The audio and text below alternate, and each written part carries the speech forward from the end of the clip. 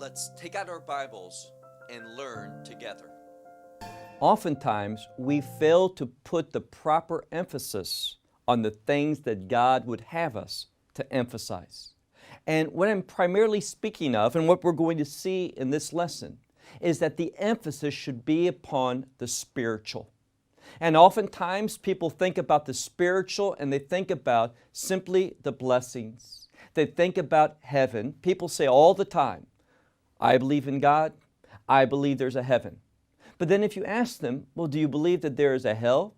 Do you believe that there is an enemy, that there is Satan that is moving against the purposes and the things of God? Obviously, you won't be successful, but he can cause a great deal of havoc between now and the establishment of the kingdom.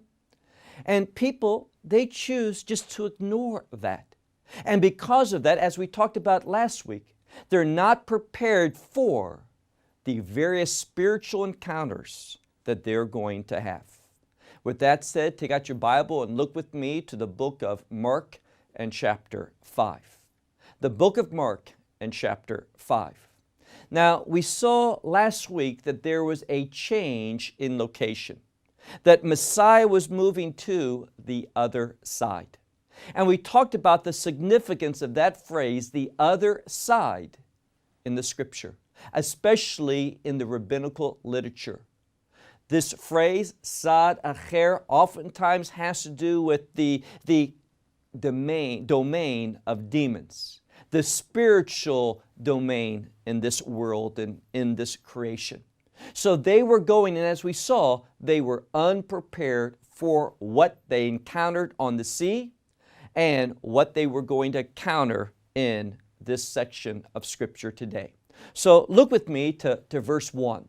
We read here, and they came to the other side of the sea, into the region, and Bibles will translate this word differently. There's different manuscripts, but it literally is the word the Gerasenes. And this area, as we talked about, it's on the eastern shore of the Sea of Galilee, and what we would call today close to En-Gev, or more precisely, the place called Kursi. Very close to the Golan Heights, the bottom of the Golan Heights, we might say. So they came to this location, and we read in verse 2 that Messiah, he got out from the book and immediately, and don't miss that word. That is to tell us that everything that has happened prior was leading up to what is occurring now. Everything was brought to this moment. So we read, immediately met him out of the tombs a man which it says had an unclean spirit. Now I want you to see something. We're going to learn that there is an inherent relationship in the Greek grammar between the construction of the text, between this unclean spirit, this man having an unclean spirit, and him being in the tombs. And the reason for that is to teach us that an unclean spirit brings about, well, what's in a tomb? Death. That is, that spirits, unclean spirits, demonic influence brings about, it moves us closer to death and a life that is absent of the life that God would want us to live. So look again at this verse. He came out of the boat and immediately met him out of the tombs a man with an unclean spirit, who had his dwelling in the tombs. And we read finally about this individual. Why would he live in the tombs? Well, we said he has an unclean spirit. And this unclean spirit, which we'll learn in a few minutes that there are many, there were 2,000. This man was not able to be controlled by society. And this teaches us something. We're going to see that this society dealt and accepted this man, although he was very problematic. They didn't order him to leave entirely. But rather, we're going to see that this society, this area, when they met the living God, when they saw the power of the living God displayed through Messiah Yeshua, what happens? We're going to see that they wanted nothing to do with it. And the sad truth is this, There are many societies and cultures that they prefer the effects, they'll tolerate more unclean spirits rather than the holiness of God. So this man, he was possessed not by one or two, a few unclean spirits. People say, oh, that's not so bad. Why do I say that? Because so much of what we see in society, so much of where we see this world going to, so much of what is being embraced and taught as acceptable behavior. And if you are disagreeable to these things, well, you're uninformed, you're of a different age, you're narrow-minded, you haven't been educated properly, something along those lines. So we see a dichotomy between the things of God and the things of this demonic influence. So verse 3 tells us that he had his dwelling place among the tombs. And verse 3 we learn why. Because society wasn't able to control him. He just didn't have a few evil spirits, he was full of them. It says in the middle of verse 3, and no longer did chains, nor was anyone able to bind him. So he was out of control, and they put him at the end outside of their society, still in their region, but not among the peoples. Now, there could be another explanation, and that is this. When we allow demonic influence into our life, it will make us become more and more subjected to what? To loneliness, to being by ourselves, to be by ourselves, to not be able to communicate and have relationships with other people. And that's what we see in regard to this man. Verse 4, on account of this, he frequently what? Well, he frequently had many, and the first word here, I think many English Bibles translates it fetter, but it's a word where we get the English word pedal from. The word pedal is related to a foot. So there were these chains that went upon his foot, and then other chains. They oftentimes put these chains upon him, many. But what does it say? But he would tear them, they were torn by him. And the chains, these are the regular chains, and then it mentions it's a switch in order. Then it says, and the foot chains he what? Broke. And this word means to break to smithereens, to tear them into pieces. Now think for a moment, the power. No human being in and of itself would be able to tear chains. Doesn't say that he was a big man, a strong man in and of himself. But because of this demonic influence, this man found himself alone, living in the tombs. And more often than this, it says in the scripture that he would do something. Look, if you would, to verse 5. And on account of this, frequently, that is day and night, in the tombs and upon the mountains, he was crying out and cutting himself with stones.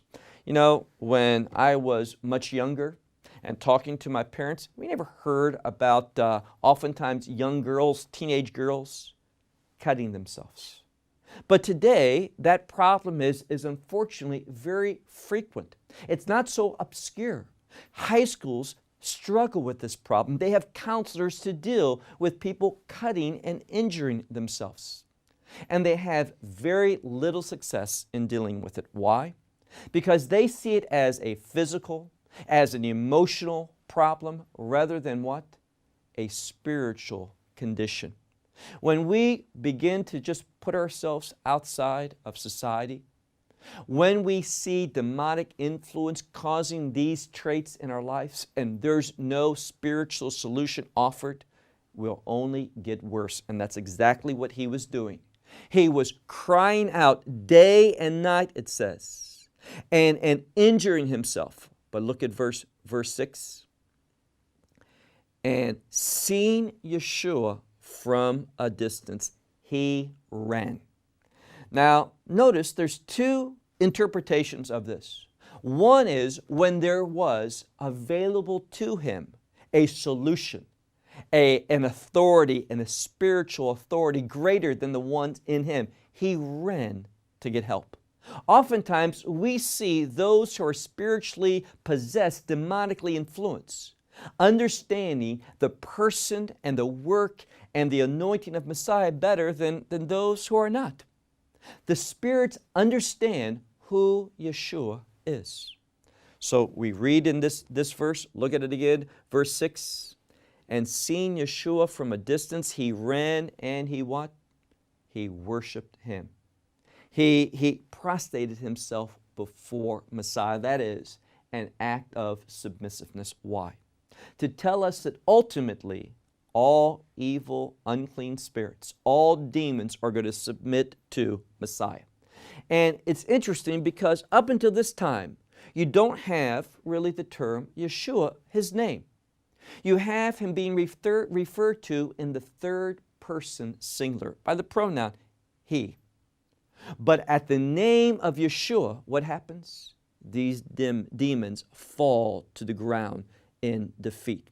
So verse 7, and he cried out in a great voice, what is me and to you? It's a Greek idiom, meaning, what do we have to do with one another?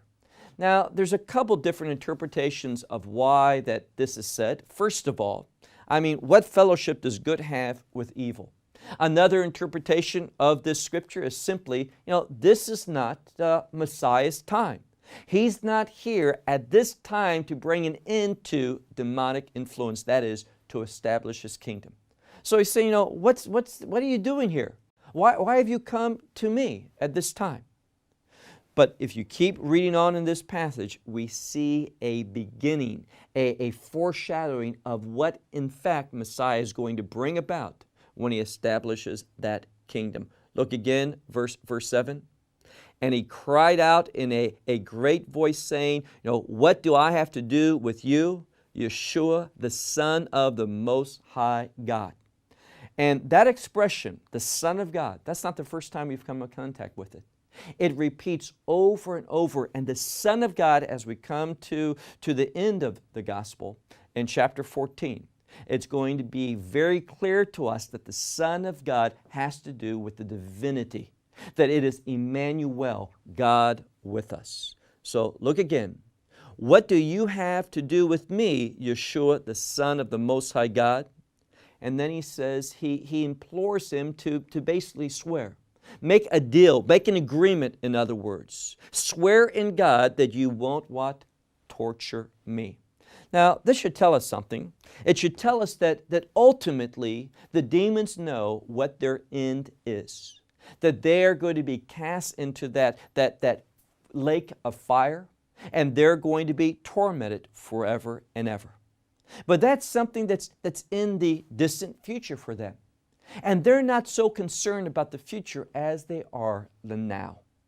And let me tell you, if that's how you order your life, if you're more concerned about this year or next year or the next 10 years because you're 25 or 30 or 40 and think, I have 30 years, 40 years left, I'm not worrying about my death. Well, you don't need to worry, but you need to be prepared. Because this life, James says, is but a vapor, and then eternity comes. And it's either going to be eternity with God in His kingdom of righteousness and justice and peace, or it's going to be eternity in exactly what we see at the end of that verse, in tormenting. Verse 8. For Yeshua had said, now we're getting this as the scripture tells us, but he had already said from the tense here, for Yeshua had said to him, that is to the unclean spirit, to come out of the man. And that's what we see that Messiah is supposed to do. That's what Messiah, his call is. And that is a ministry of restoration. That is to say, to put things back as God intended them to be. And he did not intend for man to be dominated by evil spirits. Rather, that we should have authority over them. And Messiah is demonstrating that authority. So look again at this text, verse 8. And he says to the man who had the unclean spirit, that unclean spirit should come out. Verse 9. And he asked him, that is Yeshua asked him, saying, what is your name? And he says to him, my name is Legion, because we are many. And let me just tell you, we see something. You know, there's very common today. I hear it all the time. I have this addiction. Don't blame me because I have this addiction. I can't control myself. We saw that in that terrible chapter with the 3 young women being taken in Cleveland and put in chains in that home by that monster by the name of Castro. So we see something. We see more and more in our society there's addictions. And an addict is someone who just can't stop, who just doesn't have to have something, but he has to have more and more and more. It increases. And that's exactly what we see with this individual. He just didn't have 1 demon or 2 or 3, but he says, my name is Legion. A legion was 2,000. That's going to be supported in a few minutes. So this man has, because of his behavior, he had allowed this demonic influence into his life, and it came to a point where he was not able to control it. Verse 10. Now he beseeched him, that is, that unclean spirit beseech him, that he would not send him outside of what? Don't miss this. I looked at many commentaries, and so few of them point to this out. And that is, he beseeched him, I don't want to leave this area, this region. Why? Because that society, that culture had made it very comfortable for these evil spirits, these demons. And that's exactly what society and culture is doing today across nations and continents. We're making it very comfortable for demons and unclean spirits to feel at home in society. They didn't want to go to Jerusalem. They wanted to stay in this eastern portion on the other side of the Sea of Galilee. So look again. He beseeched him that he would not be sent out, this unclean spirit would not be sent outside of the region. For there was there upon the mountain a great herd of what? A great herd of pigs. And we're going to know, and you all know the story, these demons, these 2,000 demons, beseeched Messiah that they might be able to enter into the pigs.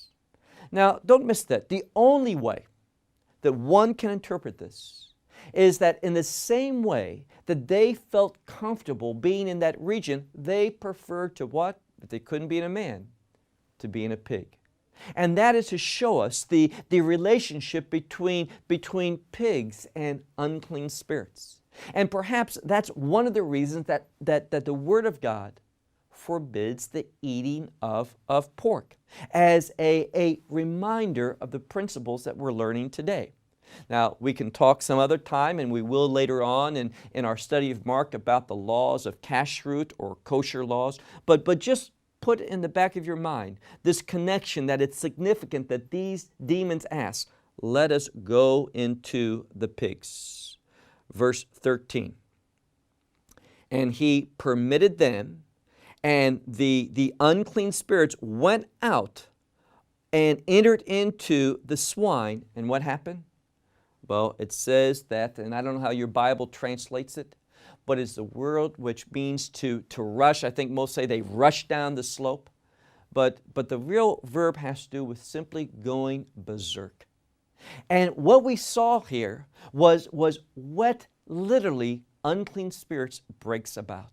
And that is, it brings about the inability to be in control.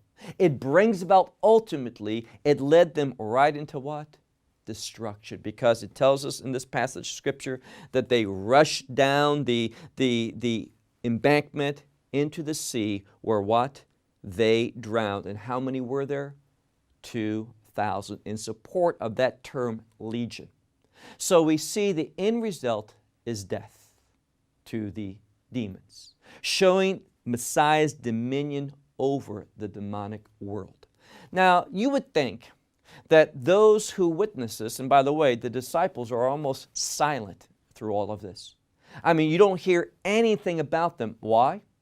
Because they were totally unprepared for what was taking place at this location. They were useless. And the hope is this, that we would learn the principles about spiritual battle so that we wouldn't be useless in this world, but that we would have a presence and that we would release the same power that Messiah did. Verse 14. Now we have kind of conclusion of what took place, that we see it from God's perspective, and we also see it from the perspective of the people who dwelt in this region. Verse 14.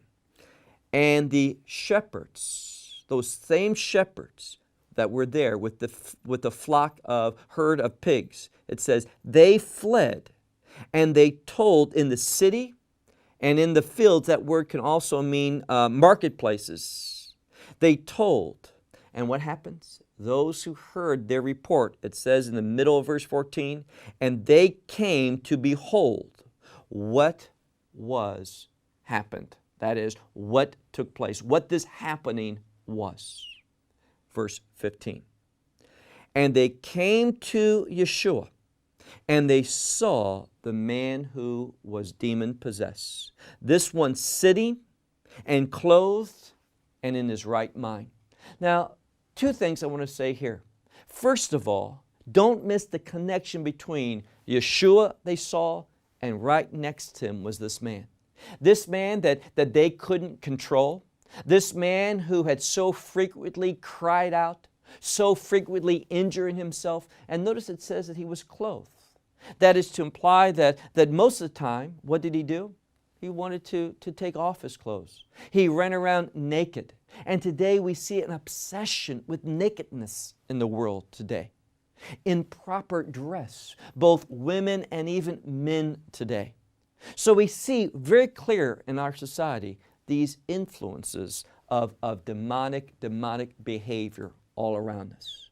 Verse 16, and they came to Yeshua, and they saw this one who had been demon-possessed sitting peacefully. That is, under control, clothed, and in his right mind. This one who had what? Who had the legion, the 2,000 demons. And it tells us that they rejoiced. They welcomed Yeshua into their midst. They wanted that he would start a following, a place of worship among them. Is that what it says? Not at all. In fact, when they saw that, they weren't in awe. They didn't praise God. They didn't submit to Yeshua. It simply says, because of that, they were fearful. And the idea here of this word fear in the Greek language is something that is of not your desire. Something that is not according to what you want. And what was that? They didn't want an end to the demonic influence that characterized their culture. Why do I say that? Verse 16. And those that had seen what had happened, they did something. They, and it's a very important word, they specifies. They detailed. They told very clearly one thing after another, that's what this word means, about what had taken place. So they were fearful, and they were told exactly what was happening to this demon-possessed man and also to the swine that the demons went into. And what happens? Well, here it is, verse 17. And they did what? They began to beseech him that he should leave from their region. Now, they didn't ask this demon-possessed man who was injuring himself, crying out, uncontrollable. They didn't ask him to leave. They just kind of put him on the sidelines. They didn't ask the demon-possessed man who was now clothed and in his sanity. They didn't invite him back into their society. What did they do? I mean, it's amazing. They asked Messiah, and a very strong word for beseeching, they implored him what? They implored him to leave their region. They didn't want to have anything to do with Him, His truth, His power, or the outcome of Messiah's presence in their life. And that's how a lot of societies are today. In fact, more and more, the truth of Messiah is being pushed out. You have freedom of speech, but you can't say anything about the gospel. You can't say anything about the truth of Scripture because that is offensive. That is not permissible. And just see the same thing that characterized that area is characterizing our society. Verse 18. And Messiah, he embarks, it says, he embarks into the boat. And the demon-possessed man, he spoke, he beseeched that he might what? Be with him. Now, it's very important that it says concerning this demon-possessed man, not only was he sitting at peace, not only was he clothed, but it says that he was restored to understanding. That's literally what it means when it says he was in his right mind. He was restored to understanding. And this one, where was he immediately thereafter? Well, when that group came, they saw him sitting next to Yeshua. Yeshua gets in the boat, and what does he do? He says, I want to come with you. He doesn't think, wow, I haven't been home with my family for such a long time. I haven't been part of my village. He says, Messiah is more important than all of this. But what did he say Messiah is? Look at verse 19. But he did not allow him, but rather he said to him, go into your house and to those who are of you, that is, to your family, and proclaim to them what? Here's very important. Up in this time, Messiah is always talked about in the third person. He, or his name, Yeshua. But now we find, and tell them what the Lord has done for you, that He has had mercy upon you. And let me just point out that phrase, what He has done. It's in the perfect, which means something that He has done in the past. The results are still true in the present, and they extend into the future. Messiah may be leaving him, but the effects of Messiah would continue on into the future. Verse 20, and this one, he left and he began to proclaim in the Decapolis, that is the 10 cities that made up that region, what Yeshua had done for him, and they all were what? Amazed. And let me say, when we hear the truth of Messiah, we too should be amazed. Well, we'll close with that until next week when we continue on in looking at the work of Messiah Yeshua.